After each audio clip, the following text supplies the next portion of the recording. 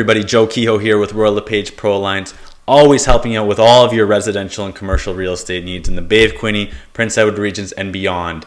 This video is going to piggyback onto last week's video of selling a tenanted property, but we're going to be talking about buying a tenanted residential property and all the vital things you need to know when you're purchasing one of these properties. Let's get into it. When purchasing a residential tenanted property, whether it's single family or multifamily, there are some vital things you need to know. First of all, you need to ask yourself, are you an end user? Are you going to occupy this property as your primary residence, or are you an investor? Second of all, you need to know the terms of the lease or leases of this property. Is it a fixed term lease? Are they fixed term leases? Is there a month-to-month lease? Is there a combination of them if you're buying multifamily? You need to be in the know about the terms and conditions of these leases.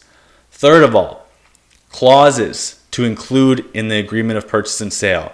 If you want vacant possession or if you want to assume these tenants, you should have clauses in the agreement of purchase and sale outlining what you'd like to do. So let's talk about terms of the lease and what this means. If the property you're buying, let's say you're buying a single family property that you want to move into as an end user. If it has a tenant in there, you need to know, are they on a month-to-month lease or are they on a fixed term lease? If they're on a fixed term lease and you're wanting to occupy that property as your primary residence, you cannot occupy that property until the end of their fixed term. If they're on a month-to-month lease, you then give the landlord the right to give them notice on your behalf that you'll be occupying this property. And in order to do that, the landlord needs to give them 60 days notice and 1 month's rent compensation from the day that they pay rent on. If you're an investor buying a tenanted property, whether you're buying single family with one tenant or multifamily with multiple tenants, you want to know the terms of these leases. You want to know, are they month to month? Are they on fixed term leases? Are they paying market rent? Are they paying rent? What's their renewal date?